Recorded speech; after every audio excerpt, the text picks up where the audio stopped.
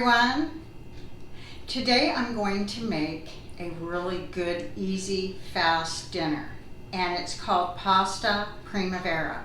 I have a lot of produce here, a lot of fresh tomatoes, bell peppers. I have some garden cherry tomatoes and some fresh basil from my garden. But the bell peppers and the large tomatoes were given to us by some friends, and I want to utilize them because if you don't, they'll go bad. So in this recipe, I'm going to be using some canned pasta and fresh Parmesan cheese. Now there are recipes that have cream in their sauce, but mine is just going to be like a butter sauce. You can also use a lemon and lemon zest, which I don't have. I'm going to use what I have. So I'm going to show you how easy this is to make. So let's get started.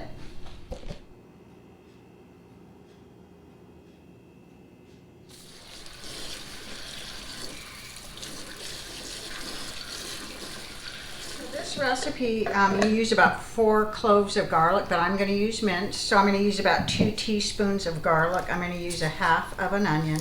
Red onion, a red onion is more colorful, but I don't have any red onion, so I'm going to use a yellow onion. You can use shrimp, you can use chicken, and I'm going to use chicken, or you don't have to use any meat at all.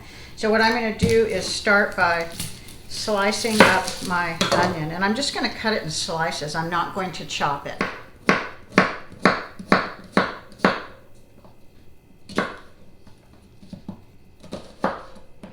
Is chop up all your vegetables first, and you want to cook your chicken or whatever meat you're using, whether you're going to use shrimp or chicken. Now you can boil the chicken, or you can cook it on the stove and olive oil, whatever you want to do.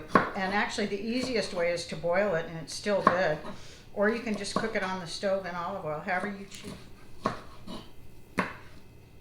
You want to get a pot of water and you want to boil it, and you want to add about a tablespoon of salt.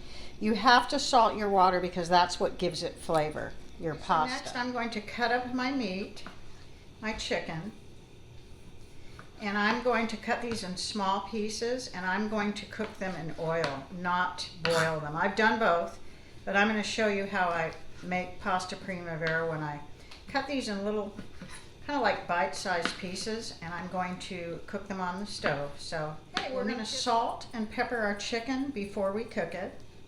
Generously. Okay, and I'm going to get my skillet and I'm going to put a couple of tablespoons. I'm using olive oil. I'm not deep frying this chicken. If I was, I wouldn't be using regular extra virgin olive oil. I did turn the heat up to like a medium, so you can see it's kind of sizzling. And we're just going to cook this chicken. We're going to stir it around and cook it till it's done. While you're boiling your water for your pasta and your chicken is cooking, you want to salt and pepper your vegetables, whatever vegetables you're using. Squash, zucchini, or whatever. You just salt them and pepper them generously to your liking. And now we're going to take the vegetables over to the stove and cook these. So once you have your skillet heated, you're going to put like 1 to 2 tablespoons of olive oil, and that's about 2. And if you need more, you can add more. And then you're going to add your vegetables. And you cook the onions first and then add the rest of them, but I'm doing all of them together. You kind of want to stir fry these.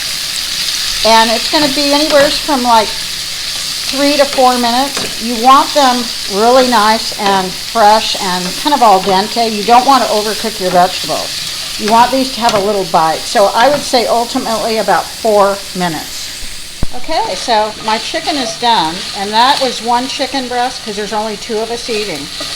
And then here we're cooking our vegetables, and here's our pasta water, almost ready to add 10 ounces of pasta. Actually, it is ready. And now we're going to cook these about 8 minutes till they're al dente.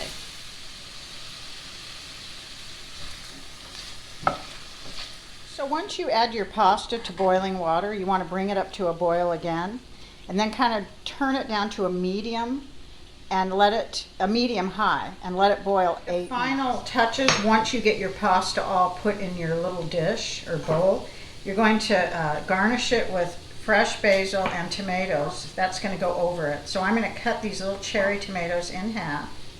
And I am going to use one of my garden tomatoes. I had a smaller one. And I'm going to cut up all the basil, and that will go on top. And then the Parmesan cheese I'm going to grate next. Okay, our vegetables are done. They're soft, but they're not overcooked. So now, after about 4 minutes, we're turning the oven off. And we're just going to leave them there on just with the stove off. Here's our boil, our medium-high boil. And they have probably about 5 minutes left. Okay, I just took out one of the pastas, and it isn't done yet. It cooked for 8 minutes, so I'm going to go with 1 more minute.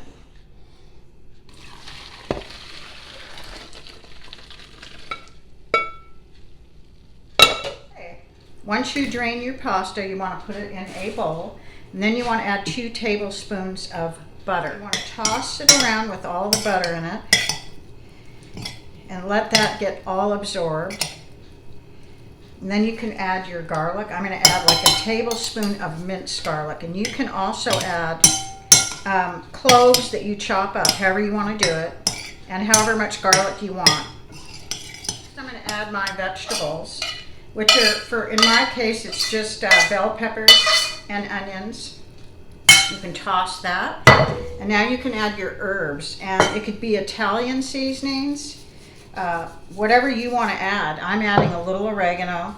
I'm adding some marjoram. And these are just like pinches, just to taste, and some thyme.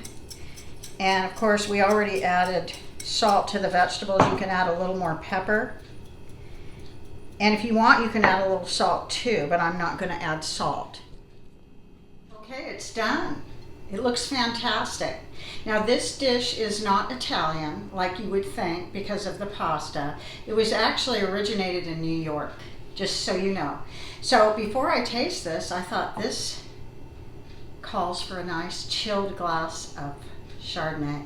So let me get a taste of this first. Really good with pasta. So now we'll give it a try.